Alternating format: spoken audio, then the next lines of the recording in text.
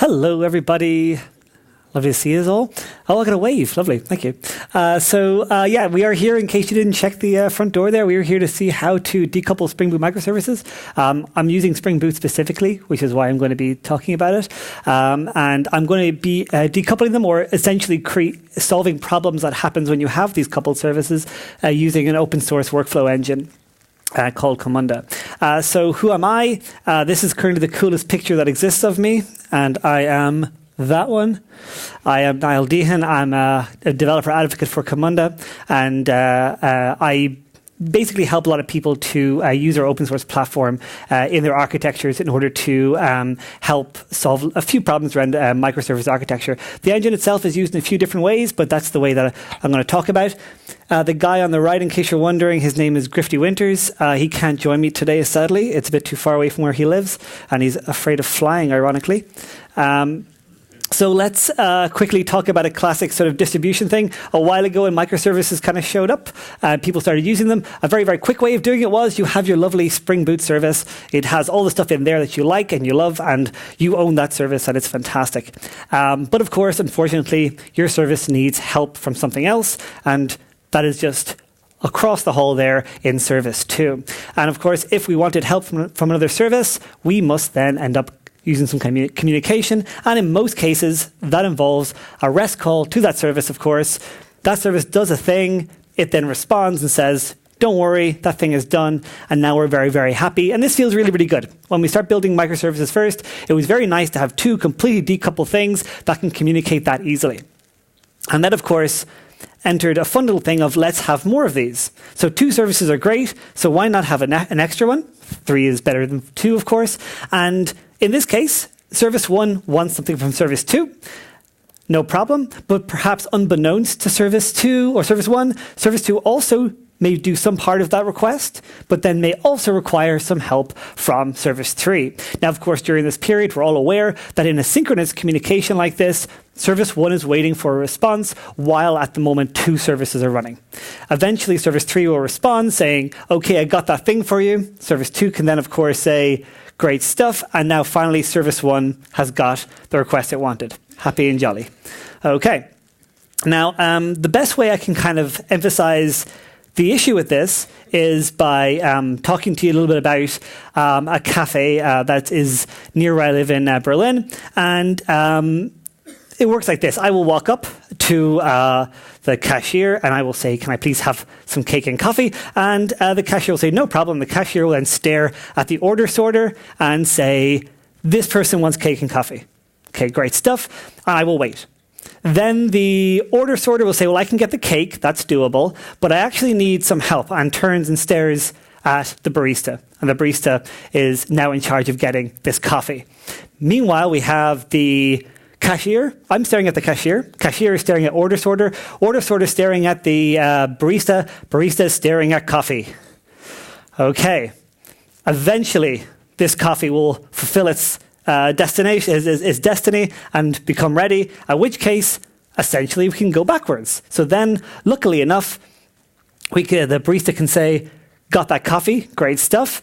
The order sorter can say, good news, we have that thing. And then eventually I get my coffee. Fantastic. And then we say, okay, who's next? Who would like a coffee next? And obviously, this is inspired, of course, by, first of all, let's talk about some problems with this. The first thing is, of course, that if the barista takes a break, we got a problem because the entire thing relies on this whole transaction happening.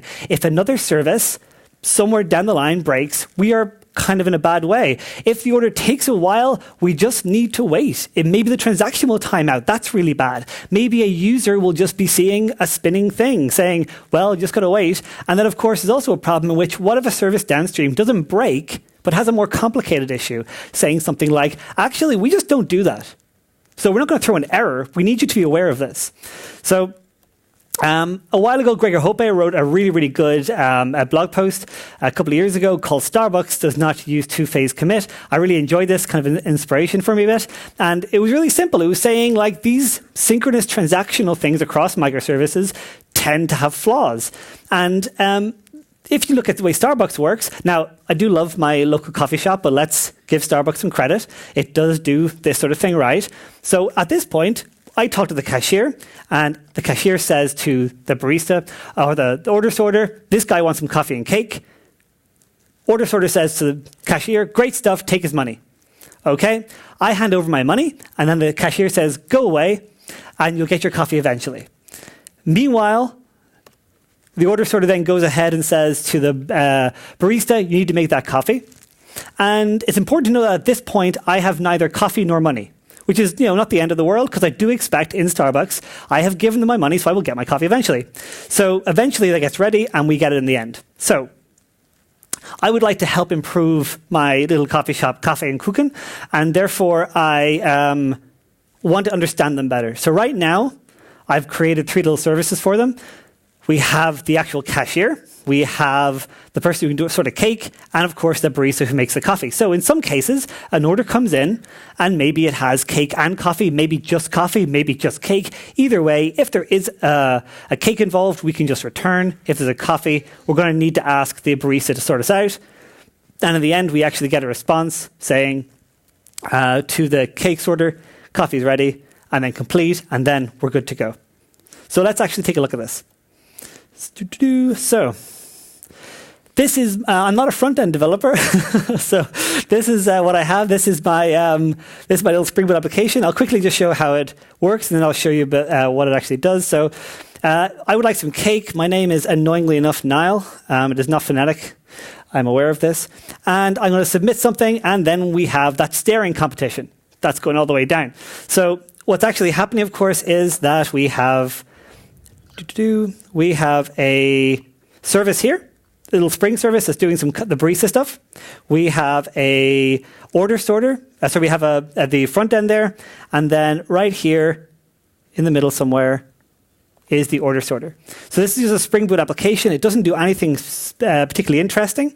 It has a Spring Bean right here that sorts cake orders, if I get them. Doesn't do much more than just loop around for a little while. We also have a slightly more complicated bean for sorting our coffee order.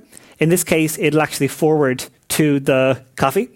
And it also has a service controller here that if it gets an order from the front end, it will then parse the order to find out whether it needs to order cake or it needs to order coffee, either or. Okay, so it's not very interesting, very, very basic. So if we go back to here and I decide I'd actually quite like some coffee, pardon me. And I say submit, we got that spinny thing, and meanwhile, our coffee is being worked on right there. So ... takes a little while. And then eventually, this thing will do its thing. Great. Okay, coffee is ready. Fantastic. So we get our coffee. And of course, I can also ask for some cake as well. Okay, fantastic. And then this will take a lot longer because, of course, we have to do both because it has to be completely synchronous. Either that all comes back or we just lose everything. Bit of a problem. So we can, of course, wonder what might happen is the barista is down, as I said before. Let's say the barista just, I don't know, has a bit of narcolepsy or something, just falls asleep. There we go. Sleepy time for a barista. And we just want our coffee. Now, this kind of makes sense, I guess, if you don't want coffee, because the coffee can't happen because the barista is asleep. But actually, if I want a coffee and cake, I mean, this problem's still going to happen, but there's no reason why I can't have cake. That's really annoying. The barista is not involved in that. So that is quite irritating. So what I'm going to do is I'm going to make some really small changes to my service here. I'm going to try and, let's pop back to these guys. Okay, I'm going to make some changes to Kaffee and Kuchen. One really small change, actually. I'm going to take that very middle service. I'm not going to change the first one or the last service. I'm just going to take that middle service, and I'm going to say, from now on, you're going to be holding state. That's a big word to say. In synchronous communication, this is a very, very hard transition. Everything relies on the ability to roll stuff back, especially across network. It's really useful. And me just saying we're going to add state, you would think is going to actually ruin everything and ruin how things work, but it really, really won't. And once I add a state, I'm going to add a workflow engine to my Spring Boot application, and it's going to give me a whole bunch of benefits out of the box. And it's not going to take too much work. So let me show you the difference. So first of all, sleepy time for you.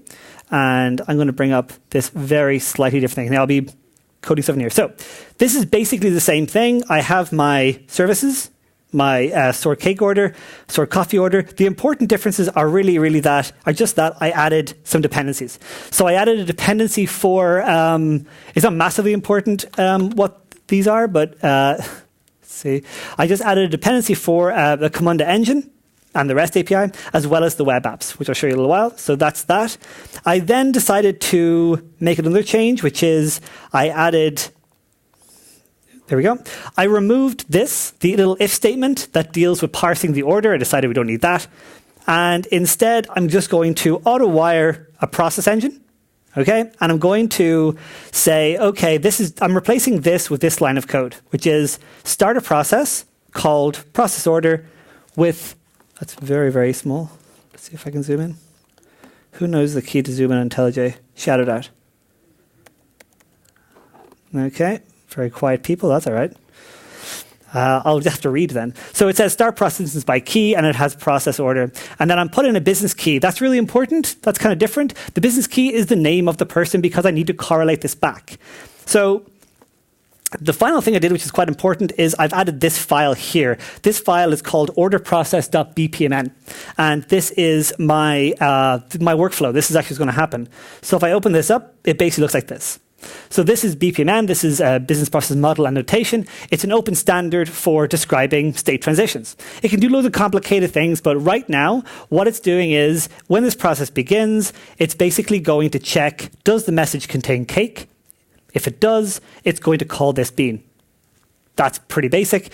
And if it involves coffee, it's going to call this bean. Okay, so basically I've replaced an if statement.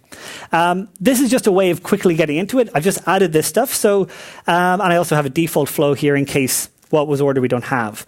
So let's see if this works if I start it. This is fun because when the live coding kicks in. Okay, so let's kick this off. Now, actually, the fun thing is I haven't yet added any state. This is totally synchronous. What I want to do is just add the engine to give me some visual idea of what happens. So if I use that visual notation, I can end up just looking into that service and actually seeing what it does. So we see that it just starts. That is happy red, I assume. And I'm just going to go to my service. Okay, it's up and running. Oh, I should also mention that I'm typing in reb here. The reason is because one thing I forgot to mention is that the application YAML needs some configuration like a user and stuff.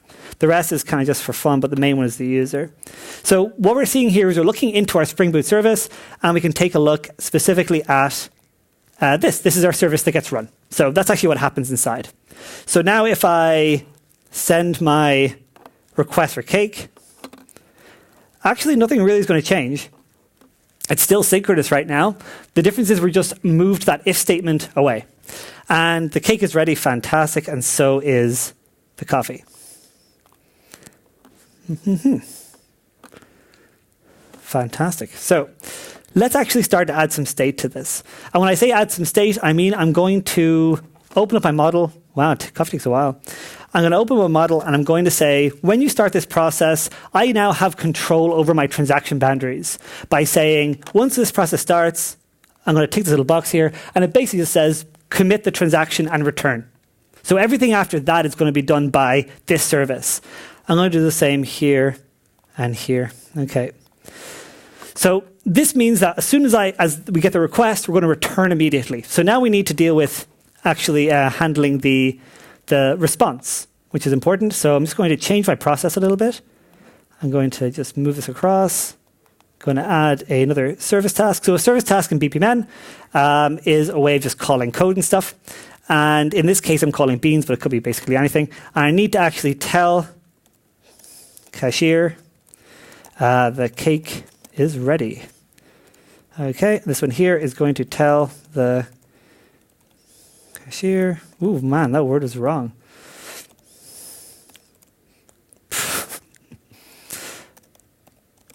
Oh, wow, this is really going badly. It's words, eh? The coffee is ready.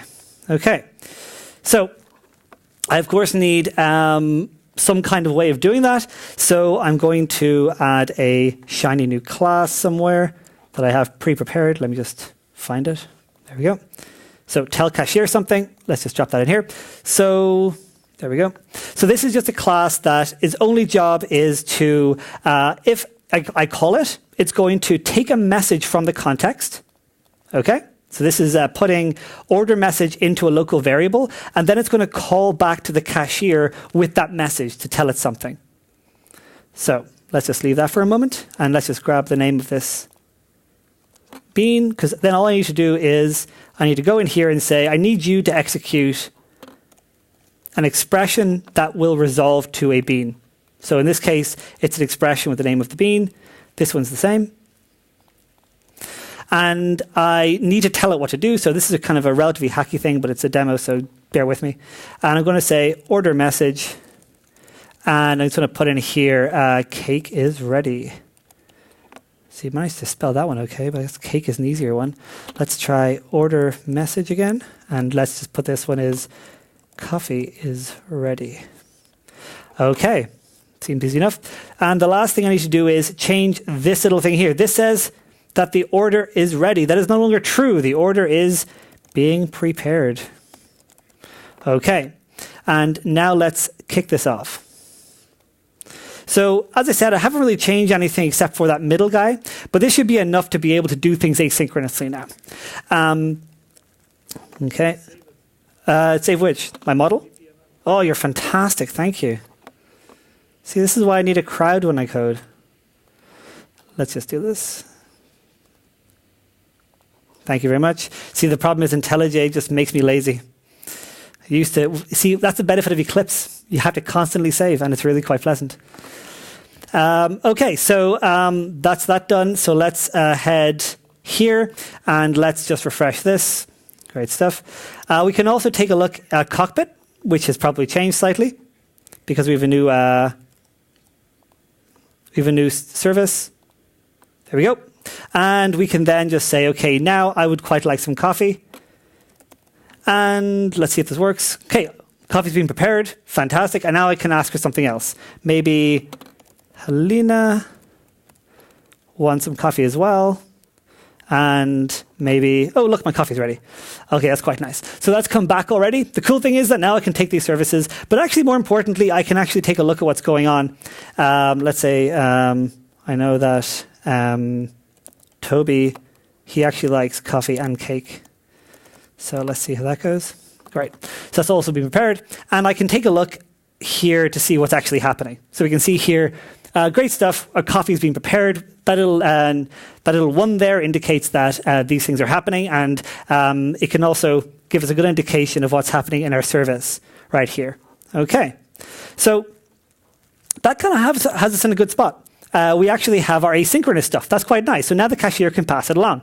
That's easy enough. But we did talk a little while about another tiny little problem with this service, which of course is that our as well as being narcoleptic, our barista also smokes. So he's going to go out for a cigarette now. Great stuff. And while he's having a cigarette, of course, we get some orders in. So these orders are going to be coffee and cake for Toby. I will actually just take a regular coffee. Great. Helena will take a coffee with soy milk because, you know, people have preferences. Okay.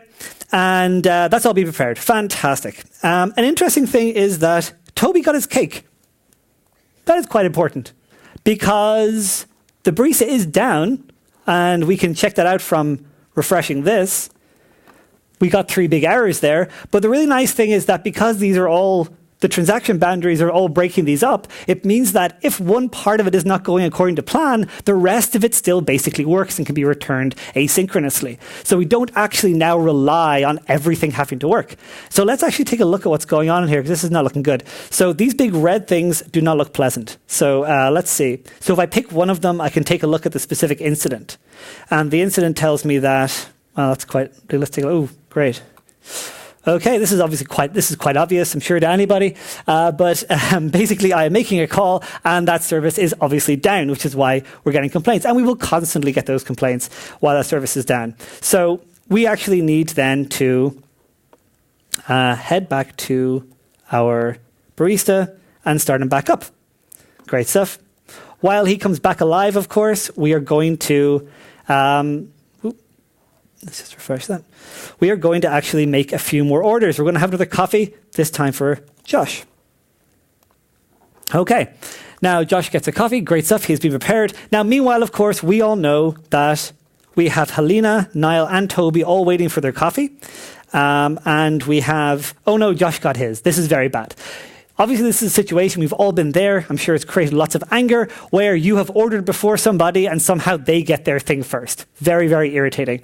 Now, we are aware that maybe the barista needs to be told about this, so we can go in here and I'll just really quickly remind the barista that these should be redone. So I'm just going to send those requests again. So I'm just saying, okay, you need to get your stuff together and fix this because there are very angry customers here. And here at Kaffee and Kuchen, we would rather keep people happy. So just what I'm doing is I'm just saying the state is completely solid until I can then say, send those retries.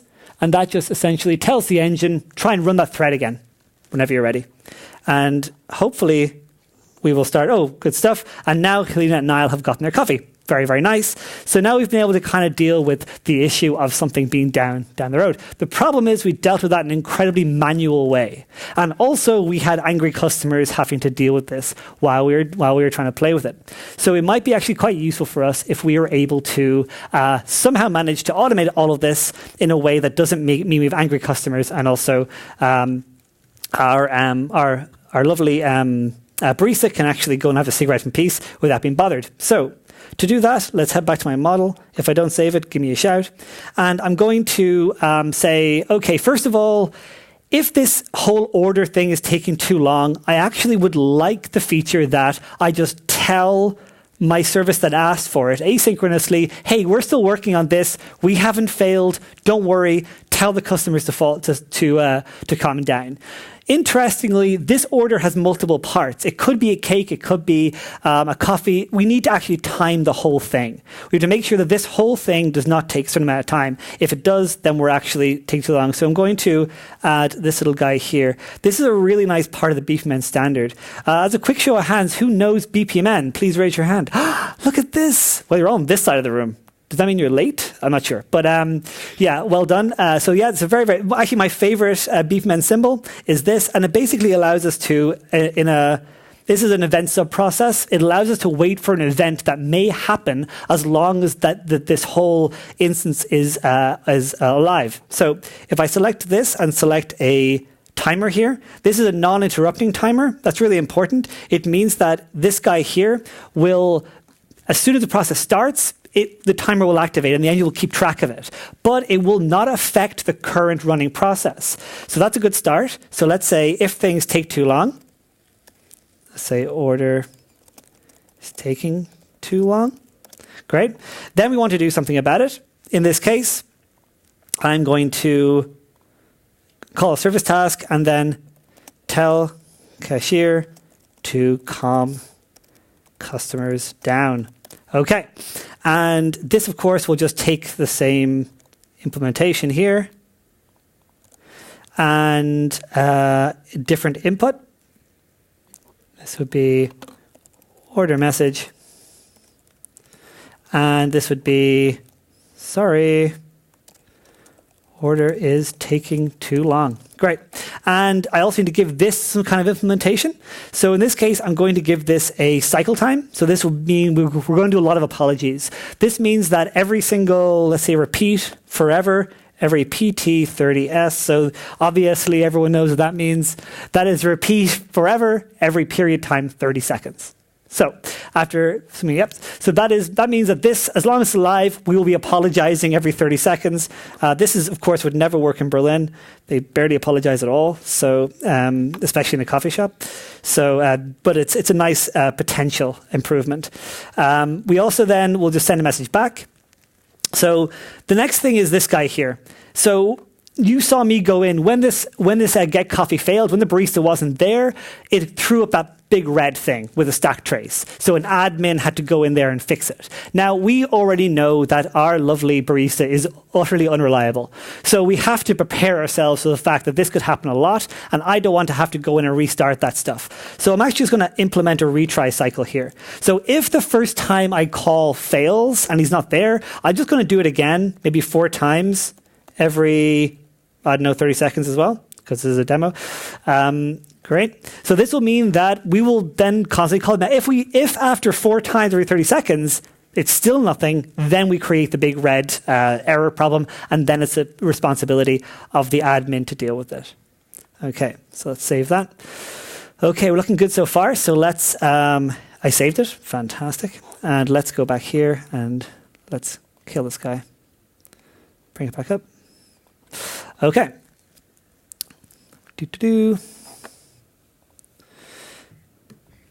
Oopsie. Okay, so eventually this thing will sort itself out. And we now have our cool new service. Okay, so let's how is our barista doing? Okay, so barista now is, again, cigarettes are very bad, everyone. So he's going back out again for the cigarette. And again, we're going to take another order. So Josh is going to order a coffee. Maybe I'm going to have coffee and cake. Whoopsie. My mouse does not like this. And then Helena is going to have coffee and soy milk again. Great stuff. And all those have been prepared. Okay. And of course, right now we know that nothing is being done. Right now we know there are 2 orders here, Helena and Josh. I think I got cake, did I? Fantastic. I must have gone in there early. Yep, so that's been prepared. Great stuff. And nothing is happening there. So we're waiting around and nothing is happening. Eventually, of course, that timer will kick off and we'll eventually see a lovely apology saying that, sorry, we're not ready. An important thing to notice is that when the apology comes in, it'll be for a specific order. We do have a correlation key, which is really nice. So every single order that comes in, we'll be able to send back and know exactly who it's for. So we got a sorry for Helena and for Josh, of course, that these things are taking too long, which is quite pleasant. And we are still, of course, taking a while. Okay, so meanwhile, the barista is gone. So let's, now eventually, this is going to cause an error. The barista is out for a smoke, so we know it'll be short term. So let's bring him back up and see if he can do some stuff. Great. And as soon as he gets up, even though unlike last time where we had to resend a bunch of stuff, the barista is going to actually he's going to find that work that needs to be done and immediately start doing it again, because he doesn't need to be retold this time, because the engine itself is going to actually send those requests back. And so eventually, hooray, we get coffee for Helena and Josh. Very, very happy people indeed. So there is, of course, great stuff. That's all gone. Fantastic. Another thing we could do, which is actually kind of interesting, which is, let's imagine we have a scenario where the barista is going to go off and he's going to be gone for an hour and we've given him the break. That's a very important thing. Now, let me give you a better idea of that. If a service is going to be down for maintenance and you already have this retry cycle and you know for a fact it's going to be longer than that before the retry cycle is up, you can actually then decide, well, you know what? I'm just going to pause this. So suspend it. And what this means is when the process gets that far, it'll just say, well, I know I've been told this service is going to be down or I shouldn't run this, so we'll just hold the state. And then you can actually schedule downtime of services without all this error stuff. So we can actually then say, well, we can have a delayed startup, so I can schedule that to come back online. And as soon as it does, then those things will run again. It's a very, very handy way of dealing with predictable downtime. Okay, so another little thing I'm going to do now is, now, obviously, an interesting thing's been happening, which I have to admit now, which is every time Helena has ordered coffee, we have actually with the soya milk, we've actually just given her regular milk. It's terrible stuff. We just don't carry it. It's not that useful, we don't think. So we feel bad about it. So we're actually going to change that now. So instead of just dealing with it and giving something else, I'm going to add an error boundary event here. And this is actually going to say this. I'm trying to make coffee. There is no soya, milk. And there, if that is the case, we need to just tell the customer, sorry, you can't have that. So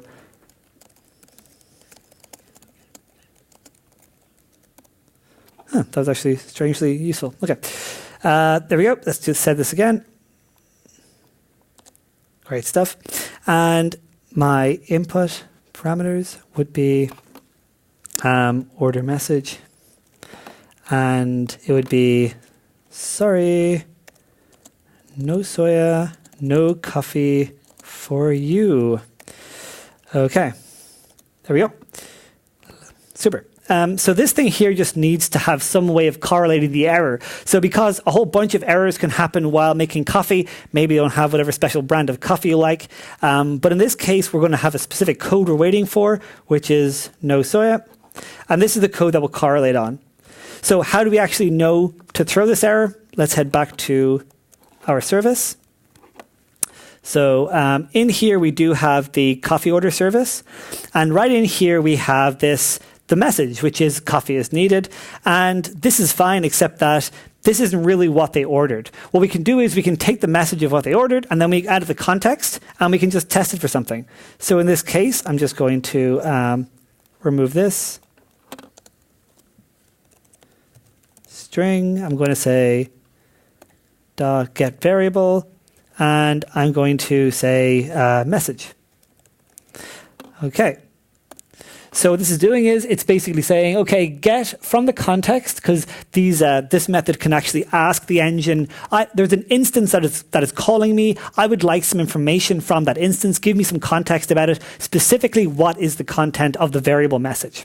We're getting that, and we're going to then decide to say if the message.contains soya, we are then going to throw new BPMN error, and we're going to throw an error called no soya. Oops, no space. Okay, so when we throw a new BPMN error message, it's essentially going to throw it not to stack trace and blow up. It's actually going to throw it to the engine to say, is there a symbol that's available to catch this for me? And in this case, we should. So let's just save that. Don't need to save it. I'm in IntelliJ. Oh, those Eclipse days, they haunt me. I do need to save this, though. So there we go for the error. Yep, great. So now let's kill this guy. Okay, and let's start that back up.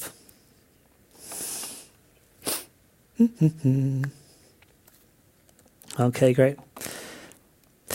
Just as an aside, I am killing this and starting it back up just for demo purposes. You don't really need to do that. If I wanted to, I could also just deploy my changes directly to the engine with the modeler.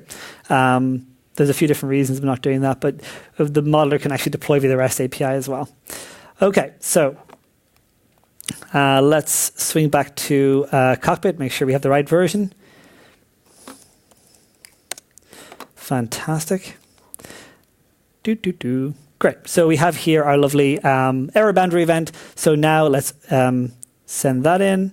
Well, let's actually refresh this first so we actually see what's happening. Okay. Okay. So we are preparing your order. Everything's going to be fine.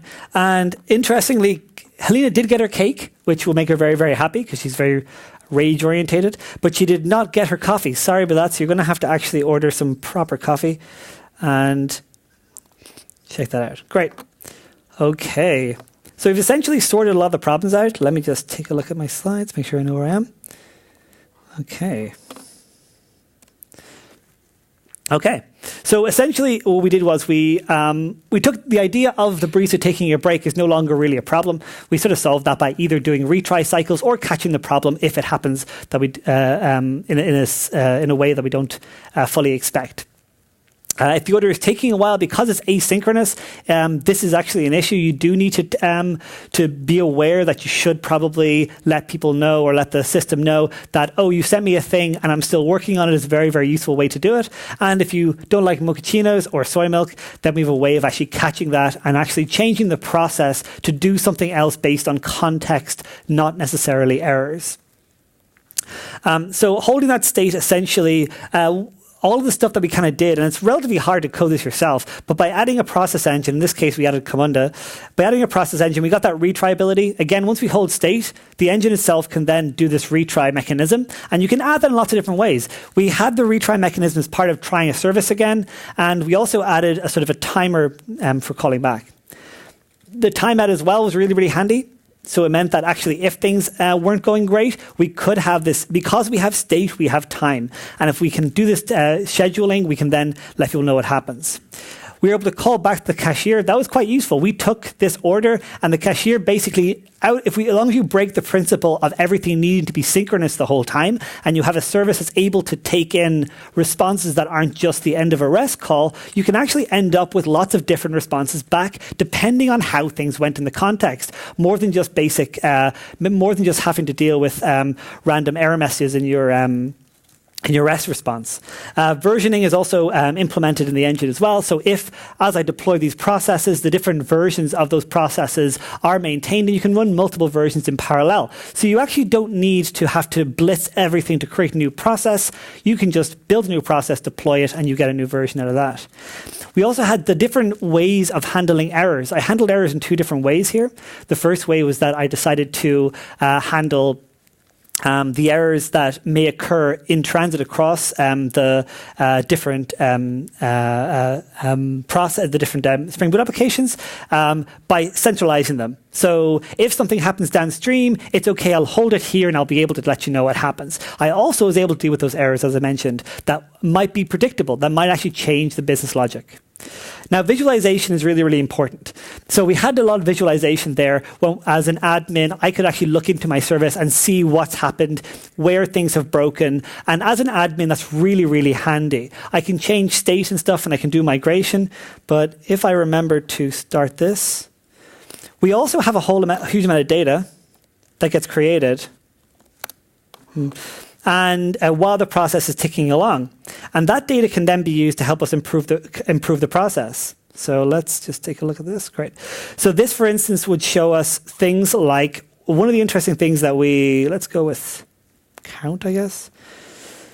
Okay, so this would actually show us things along the lines of where actually the process is going, how long things are taking, because all this data that's created is maintained, in a very easy way, we can kind of find out, okay, well, this took 4 seconds on average, this took 8 seconds on average, and maybe across our service, we can find out where things are going quite slowly. And we can also get very, very simple reporting data, just like how many instances have started, for instance, 17, and maybe I can filter those or group them by the variables, like the message.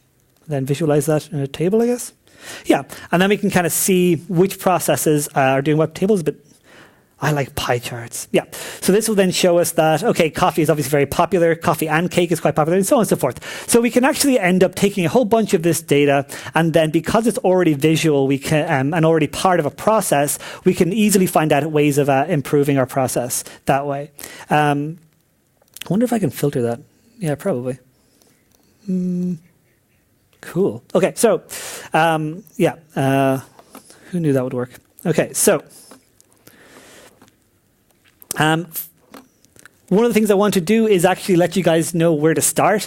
This is open source, and you can go and download it and use it. Everything, except for that last bit with the reports, is completely open source, and you can use it and play with it and deploy stuff to it. The good place to start, I would suggest, would be we have this start.camunda.com. The reason it's kind of important is because you can actually generate a Spring Boot project in a couple of seconds rather than have to look up all of the dependencies you need and to figure out where things need to go. It only takes a few seconds, and it's less error prone. So I assume it's up. So let's go to start.camunda.com. Yeah. So yeah, there it is. You can pop down there, and if you, it just lets you do things like, it's just a really easy way of getting started. Selecting your version, selecting your persistence, your Java version, the things you want as part of your Spring Boot application. And then you can also, if you don't want to create the project itself, you can then just take a look at actually what gets generated. This is the POM file and the application YAML and that sort of thing. That's what I use to add this stuff in this demo.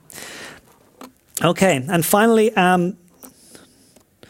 my final thing to do is, of course, some mild audience participation. So there was a tweet that came out there during the week from Mario, and I really liked it. And hope you guys can join me on this one. So it starts off with, I've concluded my tech talk. Great. So then it's me. Okay, this is my bit at the top there. And mine is, I say, questions. Great, you guys know the lines. Okay, cool. So yeah, embarrassing silence, fantastic. Now, of course, I am done. So